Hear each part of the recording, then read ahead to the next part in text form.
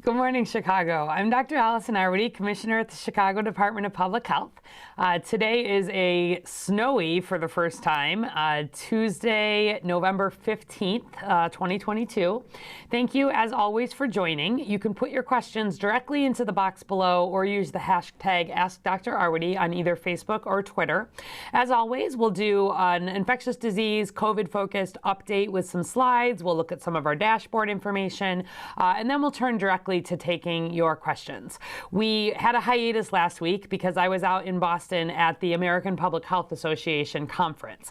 That's the big national conference for public health practitioners.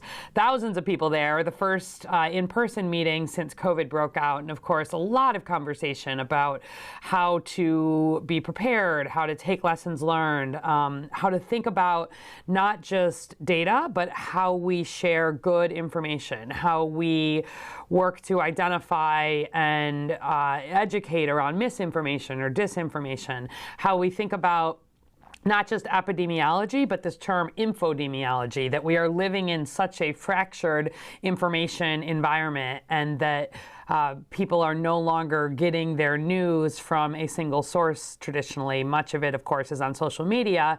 And as we are on social media, people are more likely to be following and sharing information with those who share particular political views or particular geography, and that can lead to also some fractured just information, and how we work to think about updating how we share information, how we engage on the things that we disagree about, how we work to explain science, but also that science by definition is always changing, because there's not a fixed body of knowledge in the way that there may be for some other things. The whole point of science is that you continue to explore hypotheses, do studies, understand what is, that we get the facts that come from science, but they have the potential to be mutable in the future as you learn more, or as for in the example of COVID continues to change. So anyway,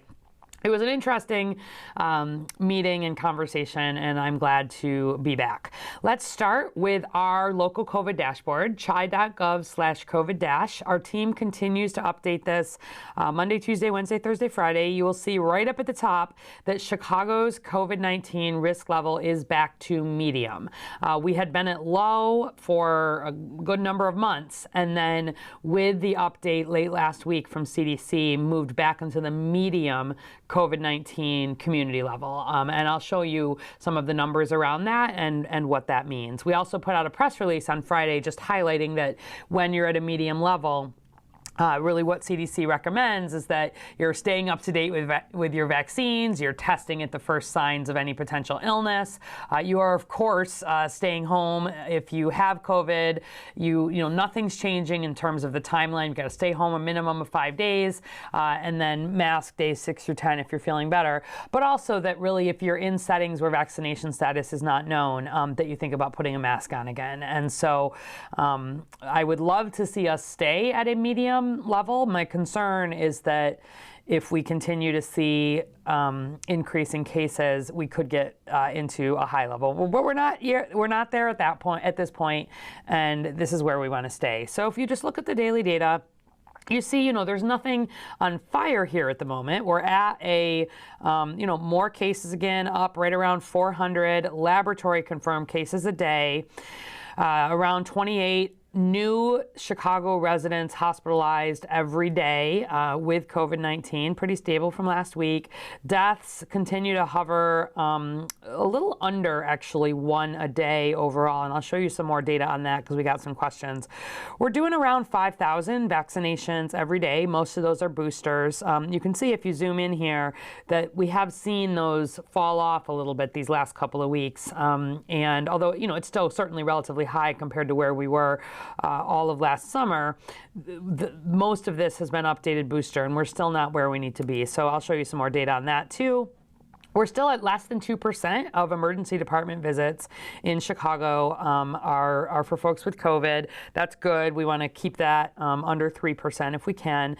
And then our hospital beds in use is up to about 3.5% of all of our hospital beds in Chicago are currently occupied by patients with a COVID diagnosis. And that is also up a little bit. And I'll show you that it's really this hospitalization data in the region that is driving our move from a low back into a medium level. And I'll just remind you, down here at the bottom is where, even if we're not doing a Facebook Live, you can click on variants in genomic surveillance and see what's happening with variants. You can click on wastewater and learn more about what's happening with wastewater. You can click on hospital capacity and see what's happening with beds and ventilator capacity and just general occupancy. You can see the COVID community levels across the whole U.S. You can see what our vaccination rates look like, what our local vaccine effectiveness. This is, again, the red line is Chicagoans who are unvaccinated, and we look at cases, hospitalizations, and deaths in those who are unvaccinated, who are vaccinated but not up to date, and then in light blue, and then in dark blue, those who are vaccinated and boosted. Social impact is some of the survey work that we were doing, particularly in that first year of COVID. The data portal is where you can download all of these data sets if you want to do your own exploration. The Chicago Health Atlas is our overall place where we store data. So if you want to look at your community level and understand a lot of the different health indicators, as well as things like income and crowded housing, all of that is here in the Chicago Health Atlas, and then our archived data reports. So we'd gotten a question, how do I find out about wastewater if you're not doing Facebook Live? Well, it's always on our website, and we've worked to have these links right at the bottom of the dashboard, knowing that the dashboard is still where a lot of people tend to come directly.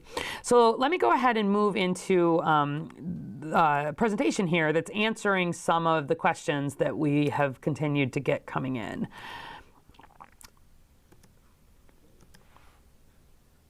Okay, so first of all, lots of people paying attention to flu, and you should be paying attention to flu. You've heard me say that I was worried because the Southern Hemisphere had a very bad flu season in our summer, their winter. And in fact, flu has very much started to hit the U.S. Last week, at the end of October into beginning of November, you can see that although Illinois was still really at quite a low risk from flu, and ILI means influenza-like activity. It's people coming in to seek health care with likely flu. You can see that in the bottom, the southeast of the U.S. in particular, very, very, very high influenza activity level. So that purple is almost a new color because the level was so bad. And so this was last week's, and then this week's, just moving ahead, you can see really the whole southeast is now at this very high influenza-like level. Texas and sort of across the South have moved into the lower part of very high. Illinois is in that moderate to starting to be high. We're still actually relatively low here in Chicago, but this is as as winter weather really kicks in, the snow starts, this is what we expect. So flu is very much coming to Chicago, as evidenced by just the difference between last week and then this week. So a reminder that if you have not had your flu shot, flu shots should be received every year. Everybody over the age of 6 months should get an annual flu shot. That flu shot is made to be as good a match as possible to the circulating strains or variants of flu, and it takes about 2 weeks for protection to kick in after you've had your flu vaccine. So if you are gathering for Thanksgiving, especially if you're going down somewhere in the southeast there, please get your flu shot right now so that you have at least some protection ahead of that gathering. And even if you're just going to be gathering here in the Chicago area, I just don't want flu making things worse. And when I look at a map like this, between last week to this week, I expect that most of this map will probably be in the orange to red range, including our area, probably within a couple of weeks. And so right now is the time to get that flu shot. The other thing is we are seeing this surge in other child respiratory illnesses and hospitalizations. So this is all pediatric, meaning child admissions at Chicago hospitals from any acute respiratory illness. So whether it's COVID, whether it's influenza, whether it's RSV, which is this respiratory syncytial virus, that light blue line is the total of just broad acute respiratory hospitalizations in children. You can see it's at the highest point that it's been really since, this is 2021 and 2022. Even a year ago, last winter, we never got this high. And it's that purple line, that RSV, that has been driving most of the child hospitalizations here in Chicago.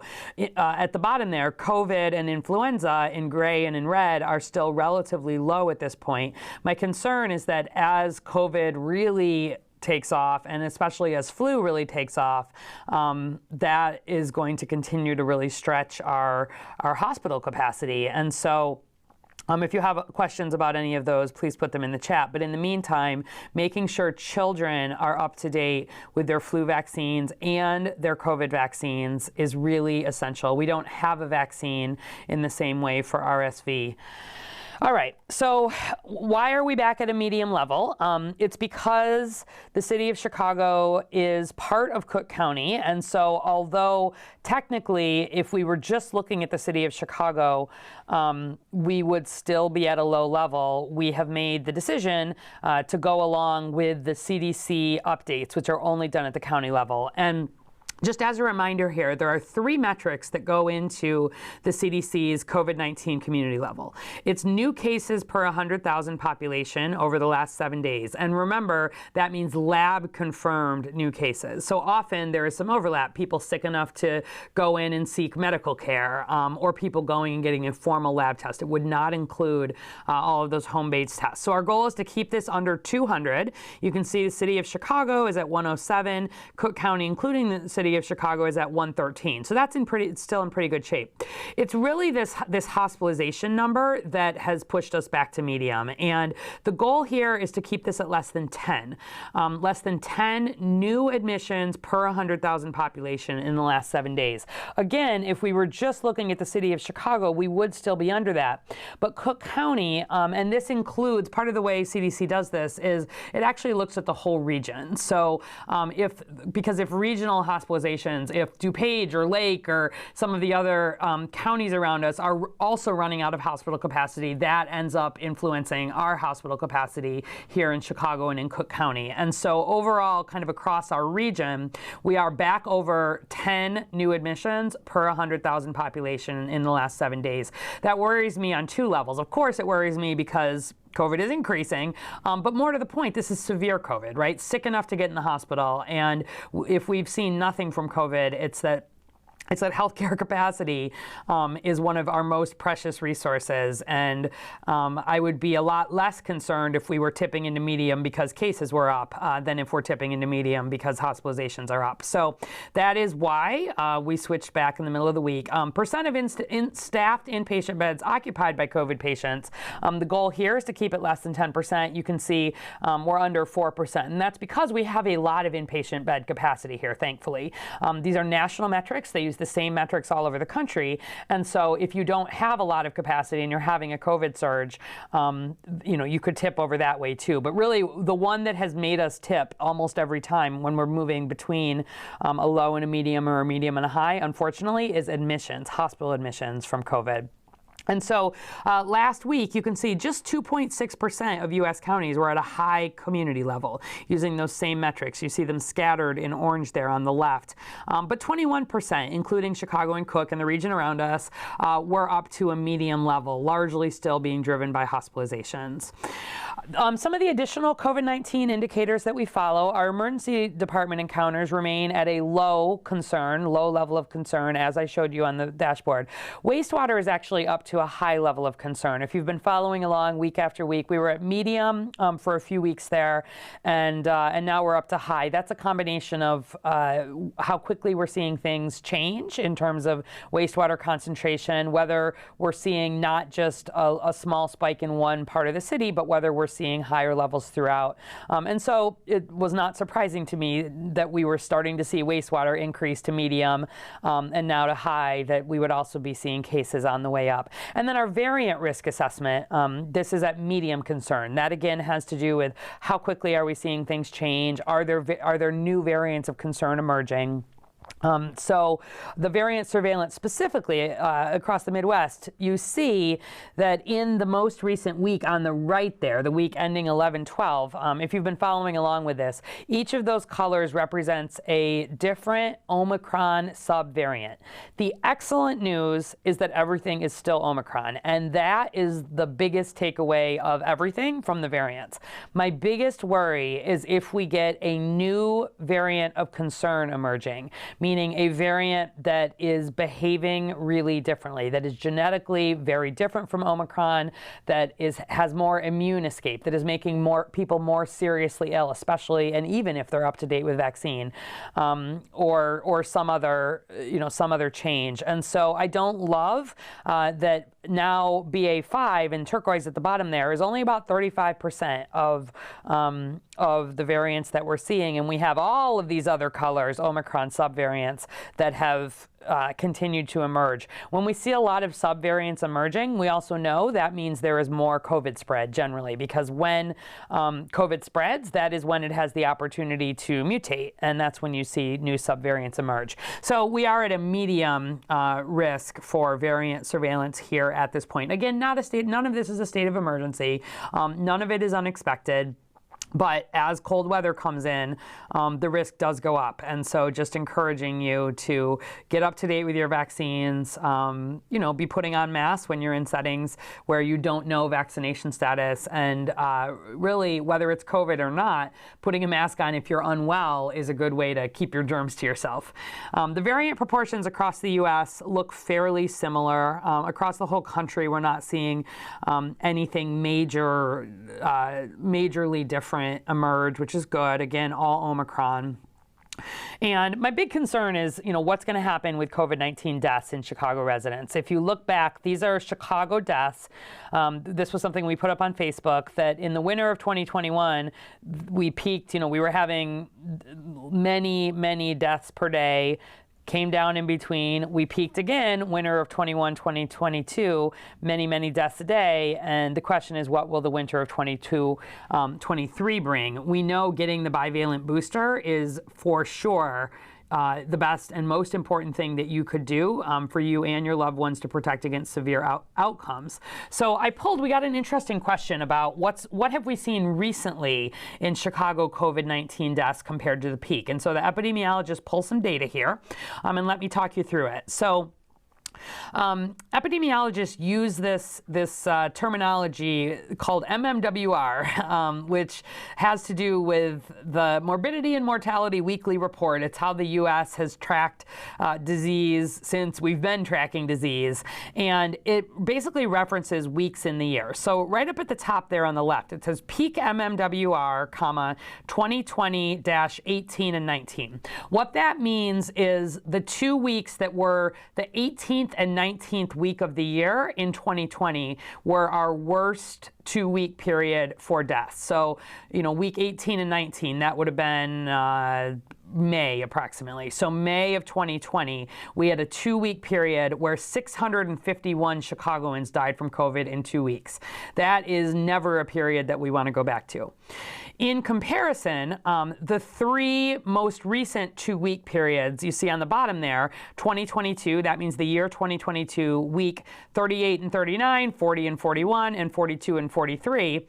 In those 2-week periods, we had 17, 14, and 12 Chicagoans die. So you can see it's about 1 Chicagoan still dying on average from COVID every day, give or take. So where there are 14 deaths in a 2-week period, there are 14 days, and that is averaging about 1 per day. So That is still a lot of deaths, but it is very, very low where you talk about between 12 and 17 in a 2-week period compared to 651 in a 2-week period. The 651, of course, is prior to vaccine.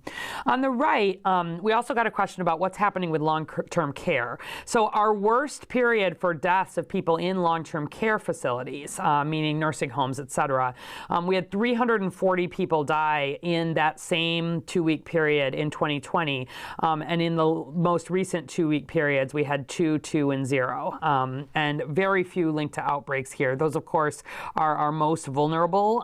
Chicagoans tend to be old, tend to have older, have a lot of underlying conditions, and we've put a ton of resources into all of our long-term care facilities. We have 78 in Chicago. The health department has been working really day in and day out with those facilities on infection control, monitoring, making sure vaccine is available, and testing. Because it remains, in a lot of ways, our most vulnerable site. And so here's just a little bit more about the demographics of recent, meaning in the last 6 weeks, versus historic Chicago COVID-19 deaths. So all of our deaths in Chicago, and we ran this last week. So as of last week, there were 7,920 Chicagoans who had died from COVID. The median age was 73. So across all of COVID, the median, meaning the middle age, were 73, but it's ranged from 0 infant to 105. In the last 6 weeks, it is older. The median age has been age 82 years, with a range from 48 to 98. And so again, this is pointing to older Chicagoans being more vulnerable, and it's why I'm especially concerned about getting older Chicagoans completely up to date with their vaccines. Also, if we look at race ethnicity here, and well, I mean, you can look at any of this, but let's look at the age group there in the middle. People over 80 are at the highest risk, but you can see that people over 80 are less than a third of all of our COVID deaths in total, but they are a little more than half of our deaths in the last 6 weeks. So by race ethnicity, on the right, the bottom red box, all of our deaths, about 30% of our deaths have been in Latinx Chicagoans, about 42% in Black Chicagoans, about 23% in white Chicagoans, about 4% in Asian Chicagoans. Whereas in comparison over the last 6 weeks, it's more likely to be white Chicagoans, about 47%, about 23% Latinx, about 21% Black, and about 9% Asian. So again, those numbers are much smaller. But also, it reflects that white Chicagoans are more likely than Black or Latinx Chicagoans to live into their 80s and 90s, realistically. But also that it is really people who are older with underlying conditions remain the highest risk. And so, first of all, making sure everybody you know who's over 65 has had their fall 2022 booster is critical. If you're gathering with older people, for example, over Thanksgiving, please make sure everybody gathering is vaccinated. Think about doing a test if you're going to be getting together with great grandma, just to make sure that you're not inadvertently spreading COVID, because that we are seeing it in the older folks especially. So. Also, if we look at the clinical and exposure characteristics of Chicago-related deaths, again, on the right, 79% of the Chicagoans who have died from COVID were hospitalized before dying, and in the last 6 weeks, about 81% have. So nothing has changed a whole lot there. But I do want to note that overall, people with immune-related conditions also remain at higher risk right now. So if you look, diabetes, about 44% of the Chicagoans that have died from COVID in total have been documented as having diabetes. Diabetes also affects your immune system, whereas in the last 6 weeks, it's about 60%. Now, granted, those numbers are lower, but that is a trend that we're consistently seeing. And then immune-related diseases. Immune-related diseases overall are quite uncommon. You can see that all of our deaths from COVID, less than 3% of Chicagoans have had an immune-related disease, whereas about 30% of Chicagoans who have died in the last 6 weeks had an immune-related disease. So again, a reminder that A, COVID is not over, B, that especially if you are or love someone who is older and or has diabetes or an immune-related disease, it's especially critical that you're up to date and taking some extra care. And then finally, are we seeing this related to outbreaks? Are we seeing what's happening with vaccination status? So again, if we look at all of our deaths, about 79% were not associated with an outbreak, and about 20% were associated with a long-term care. And just in the last 6 weeks, about 91% not associated with an outbreak. And really, if we have had an outbreak, it's largely continued to be in these long-term care settings. So this is less about large-scale outbreaks leading to death like we were seeing early on, and more just about people in their regular day-to-day lives. Meeting friends and family, or just being out and about and not knowing even how they were exposed to COVID. And then I want you to really, on this vaccination status, 87% of the Chicagoans who have died from COVID-19 were unvaccinated. Like, that is a striking statistic. 87% of the Chicagoans who have died, the 7,920 Chicagoans that have died from COVID, were unvaccinated. Another 3% were incomplete, meaning they'd had a vaccine but had not finished out the series. And then about 11% had a complete vaccine series, separate from whether they were up to date, et cetera, but at least had at least 2 documented vaccines. And whereas in the last 6 weeks, most of the population at this point has had a vaccine. And so you see, though, that almost, 8 of the 43 deaths just in the last 6 weeks are people who have still not had a COVID vaccine. There are not very many people who have not been vaccinated in Chicago. So if about 19% of the deaths are, have been in the unvaccinated, that's about twice as likely. And this is where we've been sharing with you that getting that vaccine and staying up to date, the people who are up to date with their vaccines 6 times overall less likely to die than those who remain unvaccinated. And this is just by the numbers. You can see that in the last 6 weeks, about 30 of the 43 people had completed a vaccine series. This is where the vaccine is not 100% protective. There's no such thing as a 100% protective vaccine, but especially if folks haven't stayed up to date, right? Haven't gotten the booster, haven't gotten the fall 2022 booster, and then especially if they're older. That's why I was showing you the data there. It is a concern. And in long-term care facilities on the right, a full 90% of the deaths have been in people who were unvaccinated overall. And so if we just look at hospitalization rates recently, you can get this data off the dashboard, but this is showing, again, that remember, these are the graphs where red are hospitalization rates in unvaccinated Chicagoans, light blue are fully vaccinated but not boosted, and then dark blue are boosted and up to date. And you can see that increase in hospitalizations, which is also what is driving us from a low into a medium level at the regional level, is in the red line there. That is a recent increase in COVID hospitalizations, specifically in unvaccinated Chicagoans. There are not a lot of folks still out there who are unvaccinated, but if you are unvaccinated, you are at significantly increased risk, 270% higher. The rate is 2.7 times higher in those unvaccinated compared to those who are up to date. And we do have some early data that this booster does look to be decreasing the likelihood of reinfection, both for people who previously had Delta and who previously had Omicron. So we're part of national studies on that, but it is suggesting that the booster is also helping, this is preliminary data, but is also helping for reinfection, not just for the severe outcomes. So where are we as of last week? It is really depressing what percent of the U.S. population is up to date, has had their fall 2022 bivalent booster. So if we look at the whole U.S. population over the age of 5, all of whom are eligible, look at this, just 8.4% of the U.S. population has had that booster. And in Chicago, it's at 13%. That is nothing to brag about. Both of these are so much lower than they should be. But look at that bottom, the population of those over 65. This is the one that just has me hugely worried. Only 23% of the U.S. population over 65 has had the fall 2022 booster, and just 28% of Chicago's population over 65. And those are the people who are more likely to get seriously ill. And so anybody you know and love who's in that older age group, please help them, make sure they have the information, help them get an appointment, make an at-home appointment for them, but please get them protected.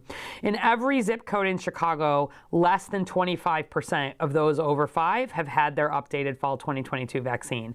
Every zip code, less than 25%.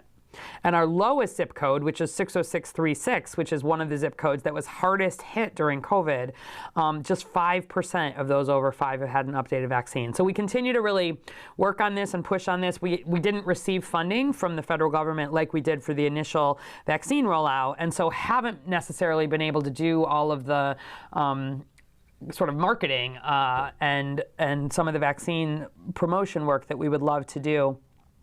So continue just trying to get the word out. There are more than 2,000 places, standing places in Chicago where you can get vaccinated between pharmacies and healthcare facilities.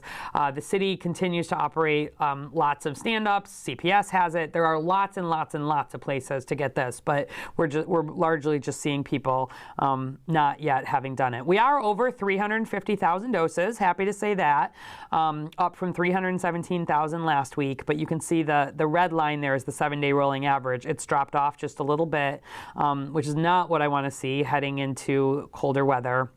And if we look at the demographics of who has gotten the updated fall 2022 vaccine, 55% of those folks have been white Chicagoans, 18% black Chicagoans, 15% Latinx Chicagoans. So we're working on that, but we need you to continue to spread the news. If we flip it and say, let's leave aside the people who still just didn't ever get a vaccine. Let's only take the people who completed a primary series, meaning they had 2 doses of Pfizer, 2 doses of Moderna, or a dose of J&J, back at the beginning. Just 19% of those folks, up 2% from last week, have had their updated booster. And you see the breakdown there that among people in their 70s and 80s even, it's still not even 40%. So I am concerned. One thing I'm pleased to share is that we were able to, the CDC funds our work on the COVID and flu vaccine, and they agreed that we could incorporate the flu shot into our Protect Chicago at-home program as long as somebody in the appointment is getting a COVID vaccine. This is all COVID-specific money, and so much as I would love to just be able to send out the team to do a flu shot or to do a monkeypox vaccine, for example, I can't because it was appropriated for COVID. So we got an agreement that our in-home vaccination program, which is available to anybody who lives in Chicago at absolutely no cost. You make an appointment. We have appointments morning, afternoon, and evening. We have appointments during the day. We have appointments on weekends. We can do up to 10 people at once, anybody over the age of 6 months. So if you want to get your family together, get your neighbors together, get your friends together, get your church group together, get your block club together, whatever, we would be very happy to come and get everybody up to date with COVID vaccines or flu vaccines, or both at the same time. So that's a nice update there. And just a reminder, everyone age 6 months and up is eligible for the at-home program. And we will do primary series Moderna, but just for the kids, and then Pfizer, and then Pfizer bivalent boosters for everybody 5 and up, and then flu shots as long as one person is getting the COVID-19 vaccine. And the reason why, there's a question, the reason why Moderna just for the kids is that all along we've primarily been using Pfizer. Moderna came out specifically like in a different way for the children, and so if there are kids who have gotten Moderna, or families that say, I want to get Moderna instead of Pfizer, we do want to accommodate that. But for everybody else, it is Pfizer specific. And we also continue to run our Saturday clinics. We take walk-ins, we have appointments.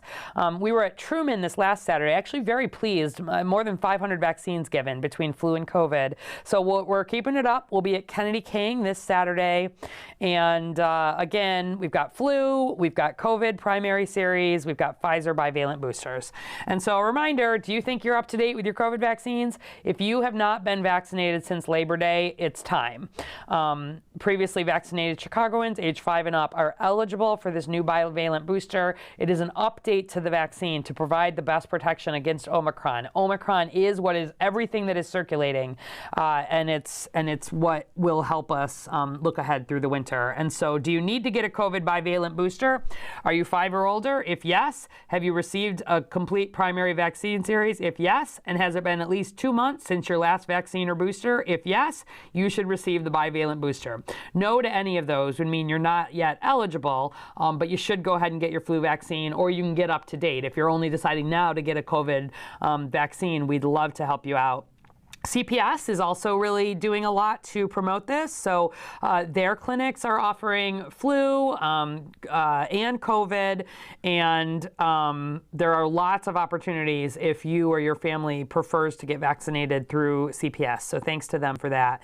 And so just in summary, I want to remind you that the vaccine is still free for everybody in every setting.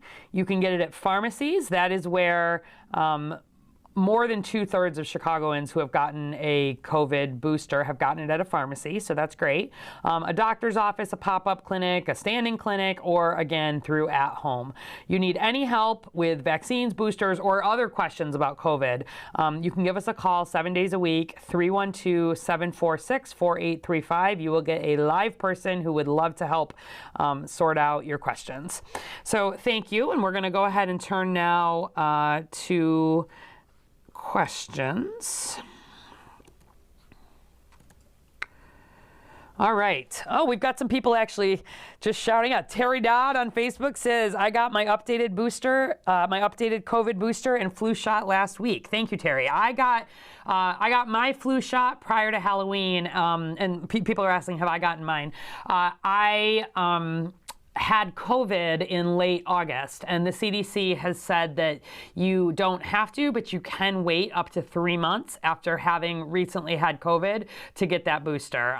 Given that I don't have any immune compromising conditions, given that I haven't seen a new variant emerge, it's all been Omicron, and given that I'm pretty careful, I did make that decision to wait. So I will be getting my updated my COVID booster a little bit later this month. But I would strongly encourage, just like Terry, got both the booster and the flu shot last week, you want to get these now. They both take about 2 weeks to really have that full protection. And so even if you're thinking ahead to gatherings for Thanksgiving or gatherings for, the December holidays or travel that you might be doing at this point, being protected is important. There's really not such a thing as too early when it comes to getting a flu shot or a COVID booster.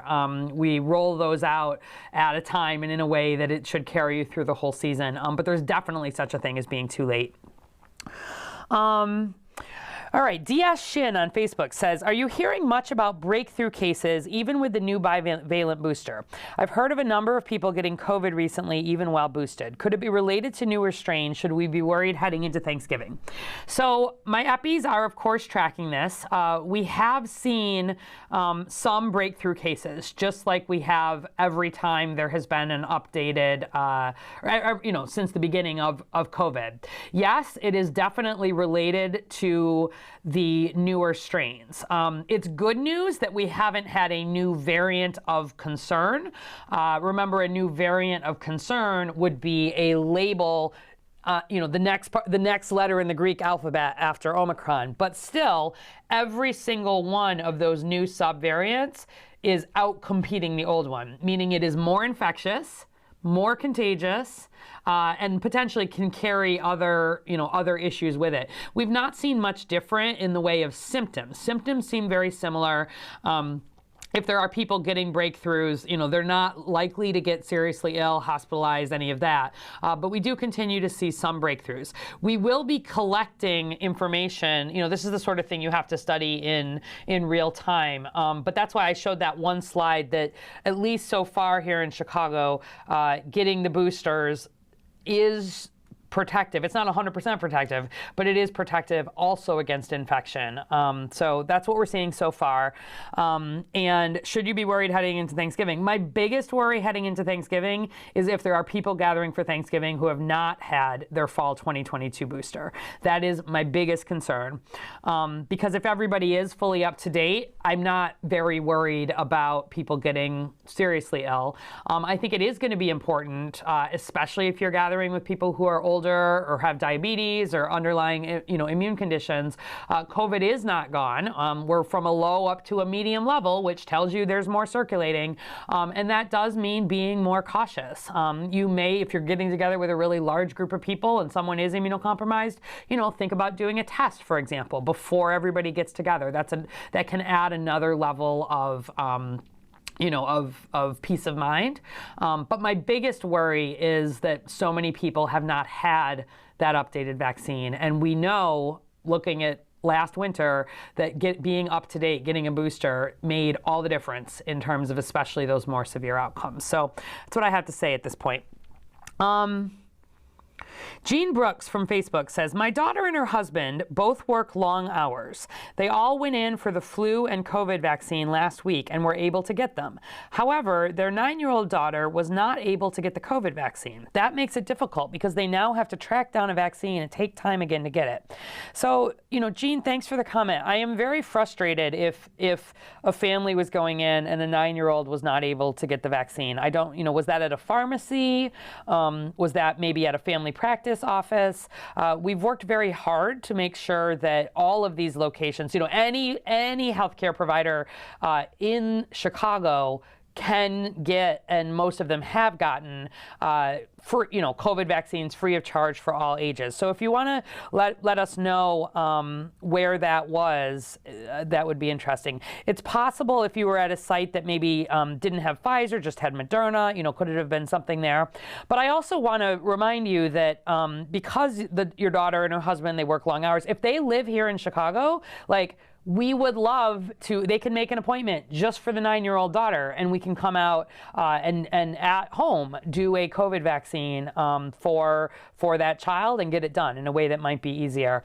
You can also go to vaccines.gov if you want to make sure you're not going to go to a pharmacy and they won't have it. Vaccines.gov is the national platform that lets you put in just your zip code, and it will look at pharmacies all around you, and you can literally be like, this is the age of the person I'm looking for, this is the kind of vaccine. They'll show you what's available, and you can make an appointment right through there. So that would be another way.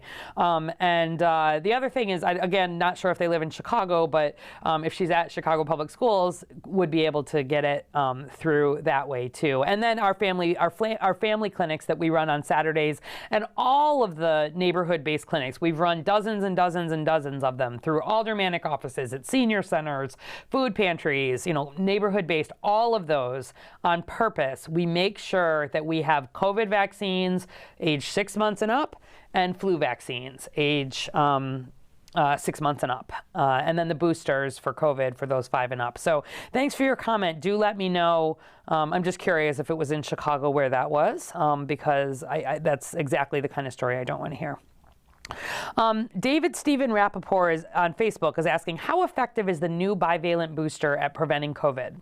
So in our most recent Facebook, not last week, but the time before, I actually spent about 10 minutes going through some of the science on this, really separating out. There are 3 things that we hope the new bivalent booster will do. We hope that it will extend protection against severe disease. That looks very good. We hope that it will extend protection against breakthroughs. That we're still collecting data on. The very early data in Chicago is looking like there is some benefit, but the jury is still out. And then it's about because the vaccine itself has been updated, is it more protective? Is it better able to recognize the different strains. And I want to highlight actually on the last question too, where you're saying, I know people who've had a breakthrough, et cetera.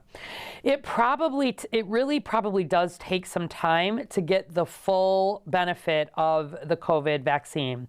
The first part of your immune system, the antibodies that work to fight it off right away after you've seen COVID, that's just one of the measures that we look at. Your immune system also learns, it adapts, it learns how to recognize updated variants, updated the ways in which even Omicron has continued to mutate. But that isn't the part that kicks in right away. That can take even a couple of months.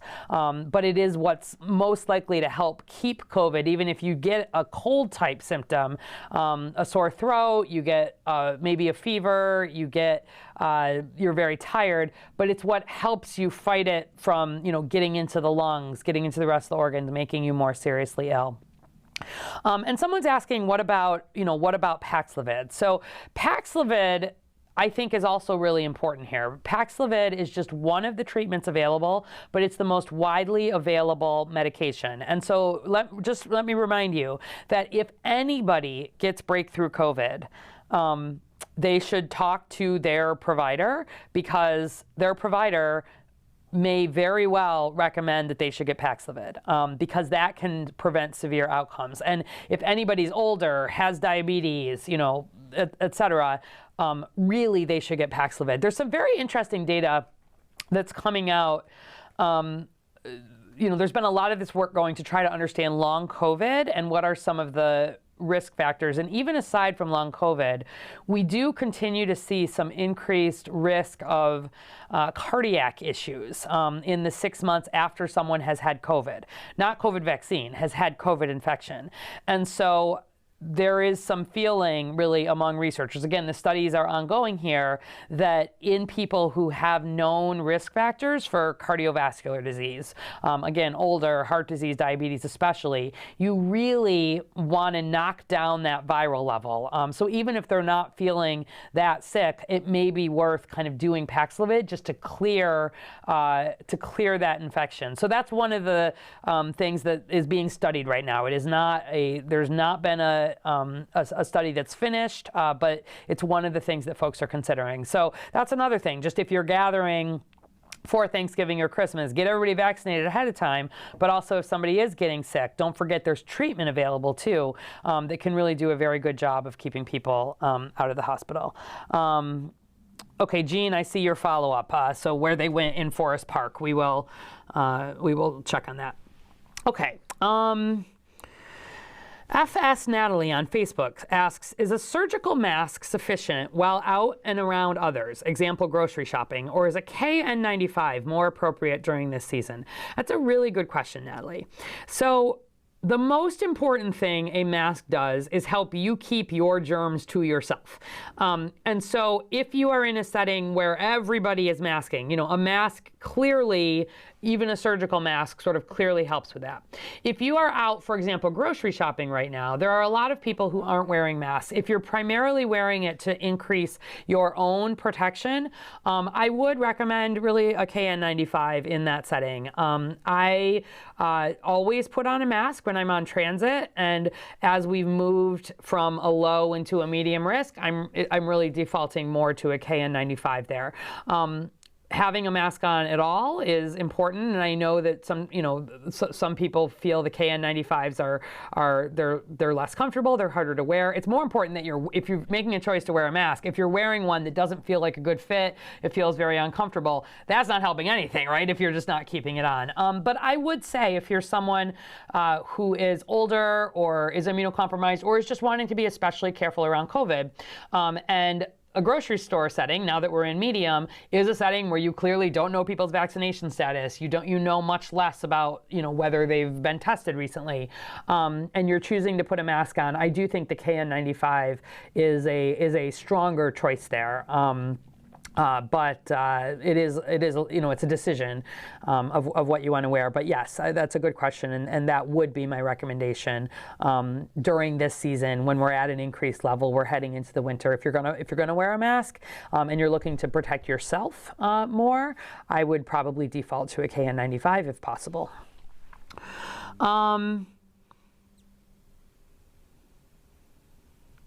Let's see. Alexandria Deanne on Facebook. With all of the triple-demic stuff going around, and by triple-demic she means the combination, the concern for a COVID surge on top of an influenza surge on top of the other respiratory viruses like RSV. So with all the triple-demic stuff going around, what are your personal thoughts on masking? Should people be doing it even if it's not required? What about kids in schools? Worried as hospitals say beds are low, right?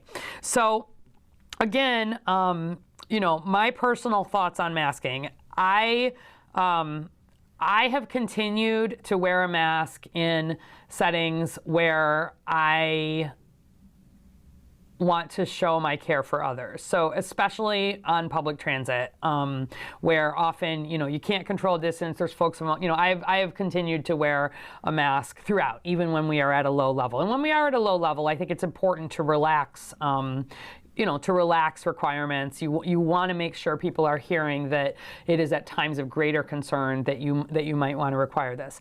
Now that we've moved back into medium, I am personally wearing a mask more just when I am indoors in general. There are not requirements in place when we're at a medium level. Really, we're thinking about requirements, even starting to think seriously about requirements usually if you get to high, and then even beyond that if you're starting to see a significant threat to the healthcare system. Hoping we won't get there, but I am always encouraging of anybody who chooses to mask because I think it's a sign of caring for others, and that would be my take on it. And related to the kids in schools, if your child is sick, even if it's a cold, have them wear a mask, right? That helps decrease the spread. The masks work for stopping influenza. The masks help with risk for RSV.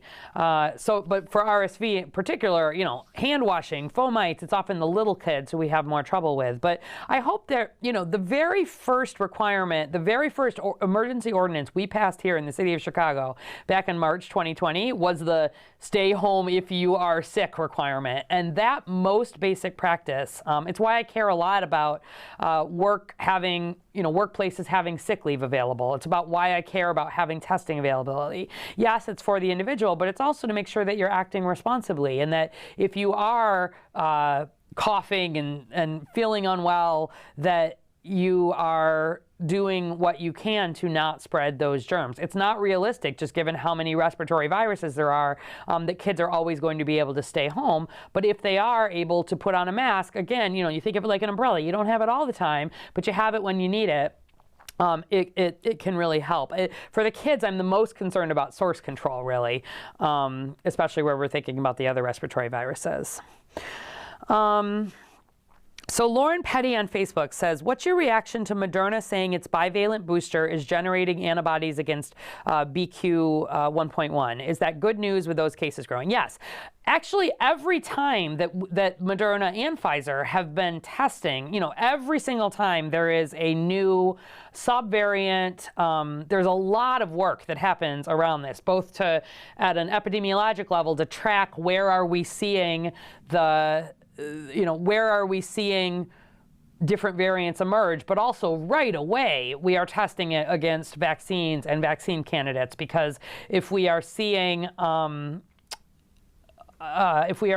a vaccine starting to be unable to recognize or generate antibodies against a new subvariant, that would be of major concern. So yes, I think it's very good news that the bivalent booster is working sort of like we thought it would, that it would help generate antibodies not just for the BA.4/5, but specifically for subvariants that continue to emerge. That's what we expected. We didn't know for sure, but the real world data is behaving like the hypothesis suggested it would. So yes, I think that is good news.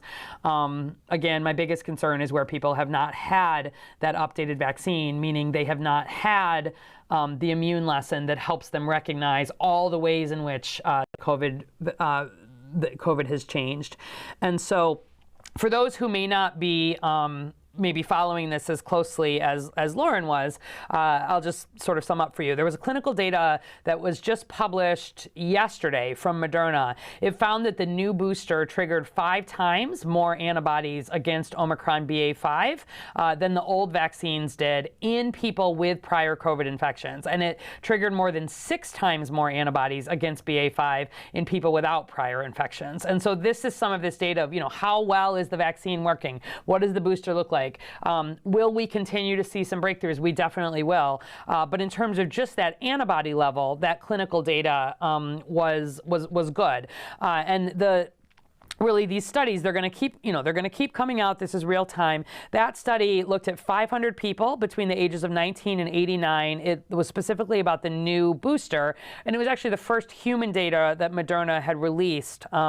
It also found more robust immune response against Omicron BQ.1.1, as we just heard, but that antibody level was not, the new antibody level against the BQ.1.1 was not quite as high as the antibody level against BA.5. And that's exactly what you would expect, because remember, the updated booster was made specifically for BA.4 and BA.5 with the expectations that additional subvariants it would continue to protect, and with better protection. And one of the reasons for that is that each of these subvariants is taking little pieces of the genetic code that have proved more effective in the prior vaccine. So if, for example, the spike has slightly changed in BA.4, BA.5, BQ.1.1 is going to take the spike that was especially good in BA.4-5 and then make another additional change to it.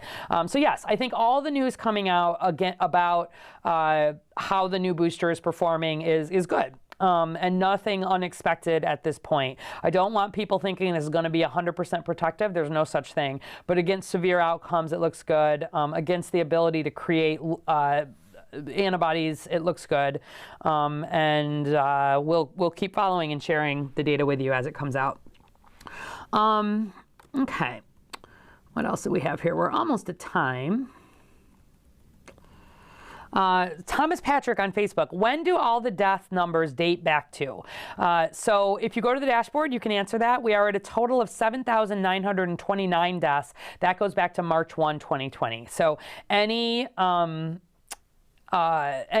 who was documented as having a COVID-19 cause of death by the medical examiner, that's what it goes back to. And Caitlin, are you worried with all of these new subvariants of Omicron that the new vaccine will not protect against those? Wasn't it only designed to protect against BA.4 and 5? So this is what, some of what I was just talking about.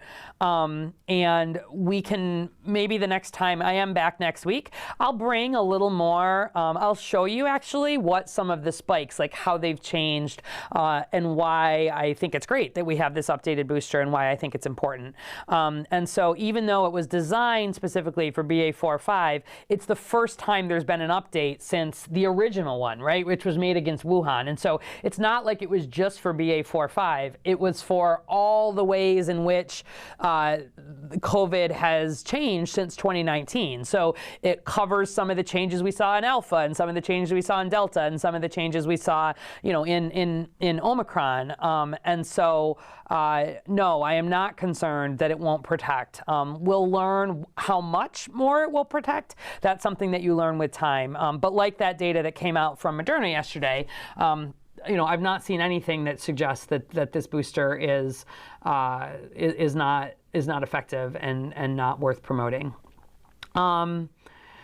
Okay, I think we are just about at time here. I see Francie Swidler on Facebook saying, I read that only 4% of Illinois pediatric ICU beds were available because of RSV. What would happen if that were the case for adult beds? Isn't hospitals being at capacity a driving factor for the city or state to take action? Yeah, potentially. When I'm thinking about action, though, I'm thinking about things like, if you think back to last December, right, when we really had a major threat to our hospital capacity, that was the setting in which, for the first time, the city mandated masking, right, for certain requirements, mandated vaccine to get into high-risk settings, bars, gyms, et cetera. That was because the data showed us that people who were unvaccinated were the people getting hospitalized and driving that surge by and large. And so you make some of these decisions. I don't like having to do that. I don't like having to require things. But you do it at a population level if you are running the risk of losing the public good, which is the ability of taking care of of people when they get sick, even if it's nothing related to COVID. Tricky thing with RSV is that we don't have a vaccine for RSV, and it's masking isn't the same as it is for, right? Like one disease does not always have the same mitigation factors. RSV is the biggest problem for the very youngest children. Virtually everybody has had RSV by the time they're 2 or 3, and you can continue to get RSV multiple times even in a season. It's the youngest kids, especially the kids under 1. And under 2 that are the most likely to get seriously ill, the most likely to get hospitalized. Kids that age, you can't really mask anyway. And so thinking about trying to require, you wouldn't do a requirement around RSV because the mitigation, the non-pharmaceutical mitigation that you have in place sort of can't be applied to that population. So you are right that if we had 4% of our bed capacity available for adults right now, or if we were seeing a major surge in, something that was vaccine preventable or important on mass, perhaps you'd be thinking about that for kids. But in this case, it is largely RSV, which is a traditional childhood illness. It's just that it's landing hard right now, as other respiratory viruses will, that are threatening it. We've not seen flu or COVID kick off strongly just yet in kids or adults, but we are absolutely seeing cases. You saw in those maps I showed right at the beginning, Illinois as a state is kind of getting up to that medium type level, and I think within just a few weeks, I do expect we will be heavy into flu season based on what's happening in the Southeast U.S. right now. So I hope that helps you understand kind of how we're thinking about it a little bit. Protecting hospital capacity is always top of mind for us. And so there's a lot of work behind the scenes. One of the reasons we have less child pediatric capacity is that we saw a lot of hospitals cut back on pediatric beds during COVID because there was such a surge, such a need for adult beds. And frankly, pediatric care tends to be it is financially more challenging for hospitals to provide pediatric care. It's a good thing because kids are, less likely to, often a child who needs an admission for a respiratory illness often may only need 1 or 2 nights if they're having a very bad asthma exacerbation or, they need some of that respiratory support. Luckily, it's different than the adults who have lots of underlying conditions and get hospitalized. It can often be hospitalized for weeks on end as you try to figure out all of their different problems. But it means that in our healthcare system, which tends to be on a reimbursement basis instead of on a preventive basis, pediatric care can be, if a hospital is financially challenged and is looking to cut back on activities that are not as lucrative, unfortunately, pediatric hospitalizations can be one of those areas. And so, that has to do with larger ways in which, how we fund healthcare in this country and don't really have a national health system. That can be one of the challenges. So that was a long answer, but when I'm thinking about this, yes, of course I'm concerned about this, but in terms of what I would mandate around it, it's mostly an RSV surge. We don't have a vaccine. The masks are not appropriate for the kids who are at the highest risk, and it's as much about the other interactions. We have gotten information out to our daycares, to our schools, the basics of what you can do to help limit that, but it's about keeping your kids home if they're sick. That's the other thing. And even though you can pass that as an ordinance and as a law, it is, of course, fairly hard to enforce. So thank you, everybody. I think we're going to call it at that. I will be back next week, November 22nd. We will bring, just because I can tell people remain very interested in sort of the variants and how the vaccines are working. I'll bring some really nice graphics that we have that explain some of how COVID has continued to mutate, how the vaccine has also been updated to better match that mutation, how this is really similar to what we do every year for flu, right? Every year we make a new flu vaccine that we are choosing which of the strains, which of the variants of flu are circulating, and we make our best guess to make a vaccine that is the best possible match. In effect, this is the first year we've done that for COVID, and my assumption, we'll see what happens, but if I had to take a guess, my assumption would be COVID isn't going anywhere. There's a good chance that we probably will be doing an annual updated COVID vaccine, just like we do for flu, that's made to be as good a match as possible for the variants that we expect to be circulating that coming winter. I don't know for sure that's what will happen, but it's just looking likely. And I really want Chicago. My only goal is us to get through this winter without major problems, right? Without having to be shutting down, I don't see us ever really going back to the 2020 shutdowns, but you worry a whole lot more about gathering, about doing the fun holiday things, if folks are not as protected as they could be. And that protection means getting up to date with this booster. And, to a couple of the people's questions, it is also about hospital capacity. So we are watching that really closely. And I don't want to have to be I want people to not have to think very much about COVID, right? You get your flu shot, you don't worry too much more about flu historically. You get your COVID shot, I want us to get to that point, ideally here in Chicago, but we're a long way from that right now. Okay, thank you all for your attention. We will be back next Tuesday. If we didn't get to you, we'll try to get to you next week. In the meantime, keep sending in questions and get your flu shot, get your COVID shot, and share that news with everybody if you still have folks in your network who haven't done it. Thanks again. Bye-bye.